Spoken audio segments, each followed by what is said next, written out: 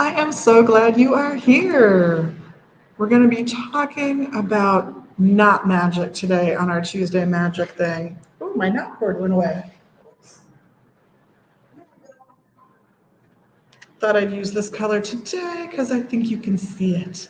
So we've talked about the classic knot of one, the spell's begun, and the idea that you can tie things into the knot work you're doing, and that's a beautiful way of working magic. And it creates a piece of folk art that you can have on a shelf, you can hang on a wall or a door. It can be very beautiful. But I like not magic used a slightly different way, and I thought I'd talk about that today in specific.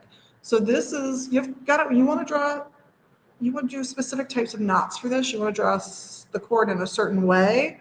So this is where you're going to capture the energy of a specific time and place.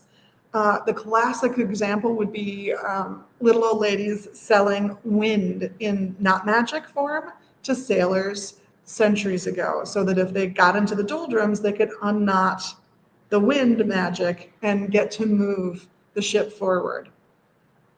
So on a windy day, if you want to capture that, the symbolism of rapidly moving air, which could be symbolic of sharp thinking, quick thinking, you would go outside on that windy day and make a loop. And you'll see this is the front string of that. You're going to take that front string, you're going to make another loop and put it through the hole from the back. You're going from the back for this. You're going to grab that little loop you made. You're going to grab the cord you were already holding on to, and you're just going to tie it tight. The loop, by the way, doesn't have to be this big. This is just your illustration. The reason you're tying it that way is so when you are ready to release those good feelings, whatever that energy, whatever it is, you just pull the cord and it releases it. And you can put as many knots into the cord as you'd like. So you make a loop, you take the front cord and you tuck it in, making a little loop in there, and pull it tight. And when you're ready, just release. So say you're at a family reunion and you don't get to see these people very often. This can be a way of storing up some of that energy so that you have it when you're feeling lonesome or you're missing someone from that family reunion. Got this one in the back. So I'm going to go through from the other side with that cord and pull it tight. You might do this when you've lit a candle, you've done something to, say, do well in court. While that candle's burning, while you're concentrating on that energy, tie some of it into the cord so that you can discreetly unknot it when you're in court.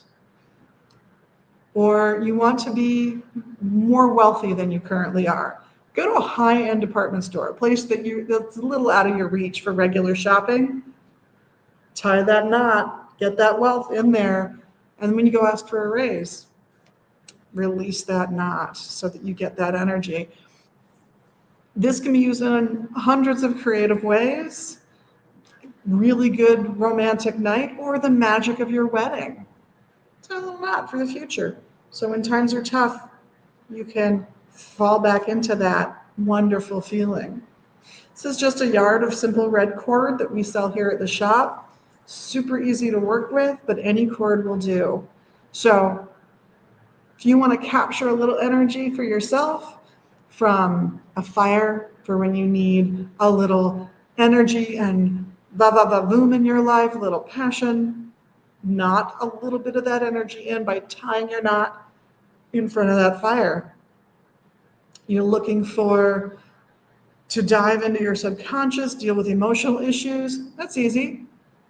Fill a sink with water, fill a bowl with water, tie the knot under the water. Capture the energy of the water. You need to capture the stability and calmness of the earth. Tie the knot right over the ground. Just sit right down, tie the knot directly over the ground.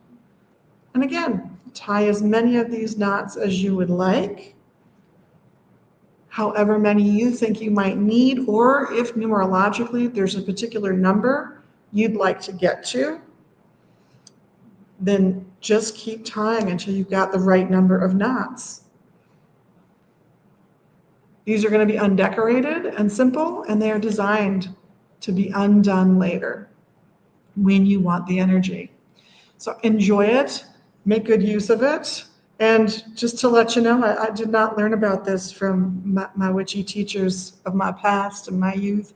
I did not learn about knot magic from a book on pagan or ceremonial magic. No, I learned about it in a novel called The Sorcerer's Wife, recommended to me by my mentor here at Magick Books, our founder, Roger Williamson, and absolutely fell in love with that style of knot magic where you tie the knot to capture the energy and undo. It can also be a focus. Once you're good at making this knot, it can be a good focus. You can just tie the energy you want in there, and even in the moment, release it right away, retie the knot like a little fidget.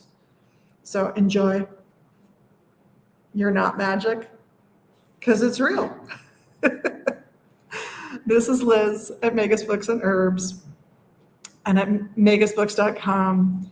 Wishing you a wonderful day. We will see you guys soon. Blessed be.